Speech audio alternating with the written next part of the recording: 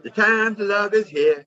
Let these troubled days be done. I tell you, come on, everybody. Come on, everyone. The time to love is here. Let these troubled days be done. Good morning. Good morning, Sade. How are you today? Thank you for joining us. And Mixed by Keith. Everybody's in the house. Today we're live on Instagram and on YouTube. Hey, this is Dr. Herman Harrison. This is our Motivation Monday, based on our book, The 12 Universal Laws of Success. You know, as you start your success journey, things happen. And we're going to be looking at page 142 through 145 of the 12 Universal Laws of Success. And it's a section called How to Overcome Obstacles. Once you start on your success journey, guess what? Obstacles appear. It's amazing. It's almost as though once you start, you get clear on something you want to be, do, and have, and you start on that journey, all kinds of things just pop up. It's like the garden. You know, when you have a garden and you plant the most beautiful flowers, you never have to plant weeds.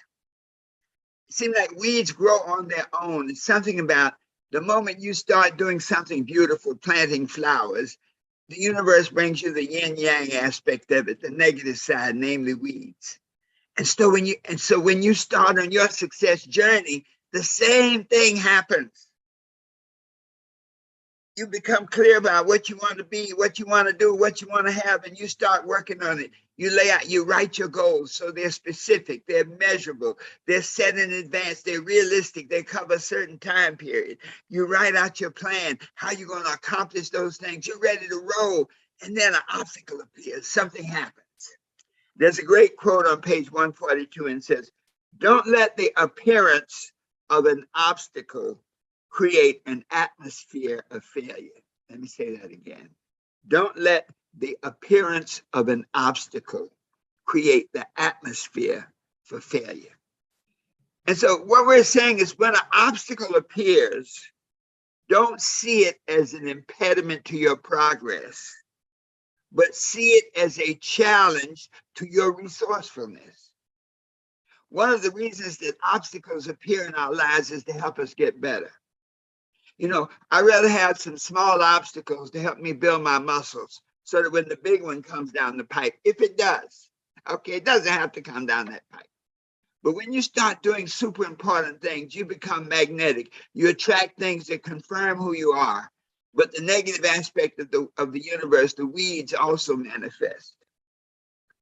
And so the key is to change stumbling blocks into stepping stones. Change stumbling blocks into stepping stones. And how is that done? On the first order, it's done in your attitude. You know, some people can see an obstacle and their attitude is like, oh my God, this is it. I thought it was going to be easy. They'll see a wall, an obstacle as a wall, as an impassable wall. You look at the wall and you say, it's too high to climb. It's a wall. It's stopping me. I can't go forward. But you see, the key is to convert obstacles into challenges. Convert obstacles into stepping stones so that makes you stronger. Change your attitude towards the obstacle. So that instead of seeing an obstacle, see it as an opportunity. It's like, oh yes, this is an opportunity for me to be stronger. This is an opportunity for me to be clearer. This is an opportunity for me to really put forth the extra effort, to go the extra mile. Can you imagine Muhammad Ali in the Rumble in the Jungle? After George Foreman had beat up on him for about six rounds, Ali could have said, man, this younger, faster man is whipping my tail. Let me just try to endure and maybe, hang in here. But I should have practiced more. You can see doubt will creep into your mind. I should have practiced more. I should have studied more. I should have worked harder. I should have trained harder. But then you change your attitude. Ali saw the George Foreman fight from the perspective of, this guy's going to punch himself out. I'm going to let him beat up on me until he has nothing left, and then I'm going to take him out. I'm excited when he hits me because I know every time he hits me, he's using up his energy. I'm excited when he pushes me because I know that every time he pushes me, he's using up his energy. And so Ali took the attitude that it was just a matter of time before George Foreman would punch himself out and Ali would take him out. What you say, baby, from Mississippi? Thank you for joining us. All right, C80 Finest, thanks for joining us. So what he did was he changed the attitude. The situation was the same. You see, people face the same situations. One person will succeed and get past it. Another person will be stopped in their tracks. What's the difference? The difference is in the attitude. So think about this from page 142. Eliminate the words obstacles and problem from your vocabulary and from your thinking. Eliminate the words obstacles and problems from your vocabulary and from your thinking. Always replace them with the term opportunity. Regardless of whether it's a negative or a positive situation, see it, and let's even go further. See it as an opportunity for greatness. That every obstacle that blocks your way is an opportunity for you to get stronger, for you to fly higher, for you to do more, for you to be more. You see, with this change in your attitude toward the situation, you are better equipped to handle whatever it is. When you see it as an opportunity, you see the rainbow on the other side of the wall. You see, some people will look at a wall and it's over, I can't get by it. Another person will look at the wall and say, man, if I can get on the top of that wall, I can see further. I can do more. I can be more. So rather than turning away in defeat, they start looking around for a ladder. That's what you got to do, folks. Look around for what you need to get what you want. You see, what you seek, you find. So if you see that wall, you say, let me find a ladder. Trust me, you look around, you'll find that ladder. I'm going to give you an assignment. On page 143 through 144, there's the 9-point formula for situation resolution. I'm going to go through a couple points with you because this is a power tool that can change your life. So whatever you're facing right now, whatever the challenge is, write it down. Write down a precise statement of the situation to be resolved, a precise statement of the opportunity. State what it is and what it is not. Very often when you write it, just writing it down helps you put it in a solvable dynamic. Once you've clearly defined it, the solution starts coming to you. So let's use an example. You have a house. Money's been real funny.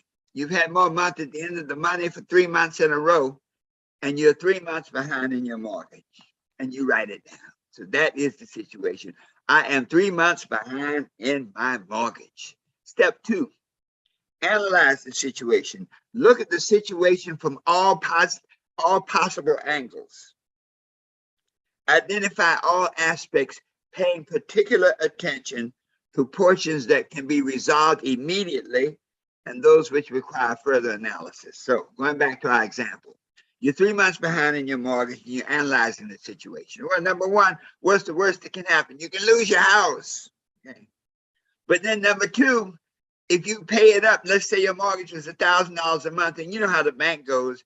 They many times they want it all at one time, but look at all the situations. Analyze the situation. Say, okay, look, I'm 3 months behind. I need $3,000. That can get me there. Okay. If I can get this $3,000, I'm sure I can negotiate with the bank. So let me start on it up right away, which takes us to step 3. List all alternative solutions. So now I'm 3 months behind. Let me say, who can I go to that believes in me enough to loan me $3,000. Start making a list. Many times people lose their homes and they'll have a relative. Sandra talks about a situation many years ago where her father lost a home, but his grandfather had the money, but he didn't share it. So don't let your ego block the way if you need help. So, okay, I can go borrow the money. Well, what else can I do? Let me call the bank. You know, all the bankers are not mean, not bad. Let me call the bank. Maybe there's a situation I can work out with them. You know, in trying times, you might get that. When you call with an attitude that there's going to be a solution, you'll get that one person who has the power to say, you know what, Mr. Harris, let's, if you can pay a month and a half for the next few months, then you'll be caught up. Can you do that? Hallelujah. Look around for some programs. There may be some government programs that can help you. The point is, don't just accept the failure. Don't accept the situation and look at the solutions to it. Hey, this is a great opportunity for me to challenge my resources, to deal and work out a better relationship with the bank, to look around to see where there's money around. You know what? You have a lot of equity in the house. When you analyze the situation, you may be able to get a second mortgage. You know, if you have a lot of equity, you may find a person say, well, look, your house is worth $300,000. You only owe $50,000. I hate to see you lose it for that. You're 3 months behind, $3,000. I'll give you a second mortgage just so you can pay that first one up. Because even if you don't pay, and it's for, you know, $50,000, I can step in and I got a great bonus as a second mortgagee. So when you start looking at different solutions, it changes the dynamics. And then step 4 is to evaluate all possible solutions. So I can deal with the bank. Maybe they will extend my time. Okay? I can find a relative or a friend who believes in me that I can borrow from. I can look around and see if there's a second mortgage company, a person that can loan me the money. Okay? I'll see what I can do. Maybe I can step up my game and make some more money. Maybe I have a project that I've been working on. Maybe the reason I'm behind in my mortgage is I've been investing in myself, and there's a project I have that can explode. Then when you look at all these possible solutions now, it becomes a doable thing. I can save my house. I won't throw up my hands in defeat. I'll change my attitude and find a solution to this opportunity. Anytime you have a challenge, consider it an opportunity for greatness. There are 5 other steps to how to resolve situations, how to handle obstacles. And for those of you who don't have the book, go get the book. It's available on Amazon, the 12 Universal Laws of Success. Be sure to get the Super Achiever edition. And it's available on our website. Those of you on Instagram, check out the link in our profile. So folks, this has been Motivation Monday. I hope you take this message and work with it, because I guarantee you that if you're on the path, stuff is going to happen. That's just how life goes. Stuff will happen. But when it happens, when those obstacles appear, you have the ability to change your attitude, to change obstacles to opportunities, to change holes in the ground to examples where you can learn how to jump further and higher. That when you're on the cliff of opportunity, there's something inside of you. When you look over that cliff of opportunity and you're afraid to go for it, something inside says, go for it. Jump, fly. You have the ability to be what you want to be, to do what you want to do, and to have whatever you want to have, always knowing that the best is yet to come. And so it is. Be sure to join us Wednesday at 8 a.m. for Wisdom Wednesday, and Friday at 8 a.m. for Fantastic Friday. So let's sing it on out. Here we go. Come on, everybody. Come on, everyone. The time to love is here. Let these troubled days be done. See you on Wednesday for Wisdom Wednesday.